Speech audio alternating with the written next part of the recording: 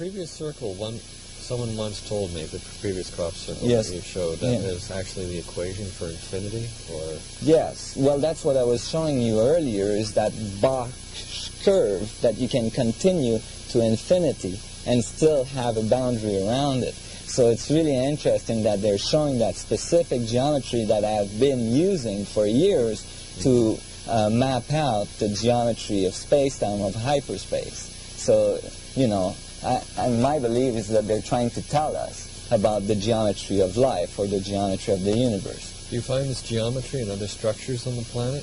Yes, or in other structures in the universe.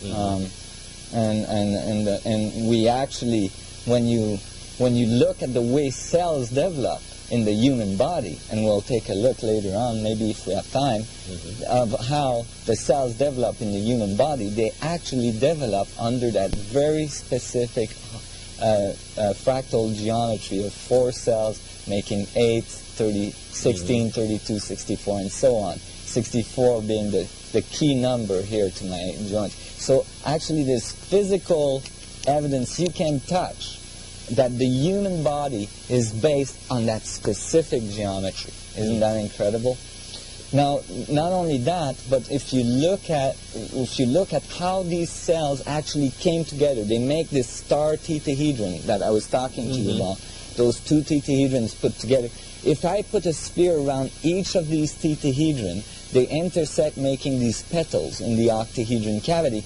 Well, that's exactly how the cells, the first 8 cells of your human body developed. And then they went to 16, like I said, 32 and 64. But what made them develop in that specific geometry? What code gives them that geometry? The DNA structure, which is 20 amino acid that is generated by 64 codes, the codons. The 64 codons that generates the DNA structure. So again, you get all that same mathematics.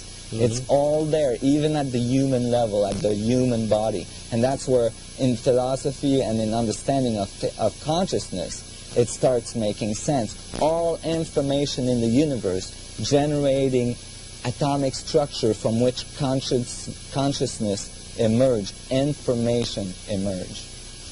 So when we go back to the isotropic vector metrics from Buckminster-Fuller, here we can see it from 2 different angles. We find that if we isolate the octahedron cavities in the middle, if that's just the space in the middle, we find these 4 ones that were in blue that you were asking about. Well, I didn't know what they were doing there, and it was an anomaly for me. And here shown in the whole isotropic vector matrix. Well, when you look at the universe is polarized, so they would have to be 2 isotropic, a male and a female, a positive and negative, atomic and anti-atoms, right, and so on. So I added one, but that makes an egg. You see, it doesn't make the sphere. So you have to push one into the other. Well, I didn't want to deform the metrics. I didn't want to deform the mathematics, but eventually I did. And when I did, I realized I didn't have to deform anything, because the metrics, the male metrics, is ready to accept the female one, because it has these 4 spaces in it, ready to accept the reverse metrics, making the vector equilibrium the only geometry that makes a full equilibrium in all vectorial possibilities. Incredible. Yeah, it's very exciting, and you know, metaphorically, this is the male and the female coming together to generate life, and it was a very exciting moment in my research when I discovered this. And so actually, the matrix is ready to accept the reverse one, and this then is the vector equilibrium. And this is the geometry at the center of the matrix when the matrix is completed. This is an isolation of the center of the matrix. So this is all, and then I added the 24 tetrahedron to complete the matrix, and it became 8 tetrahedrons making an octahedron cavity coming together to create 64 crystal tetrahedrons, which I consider to be the geometry of time and space. Now we got to remember that each tetrahedron has, this is the vector equilibrium in the middle, and again, a crop circle occurred that showed a two-dimensional vector equilibrium.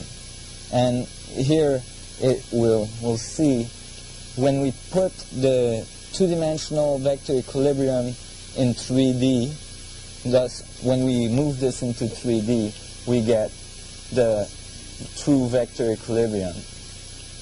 And when we put a sphere around each of the each of the tetrahedrons, we get a very ancient symbol that is called the seed of life, that is shown in that crop circle. Very similar to a Celtic symbol. Yes, Celtic symbol and Egyptian symbol known as the flower of life.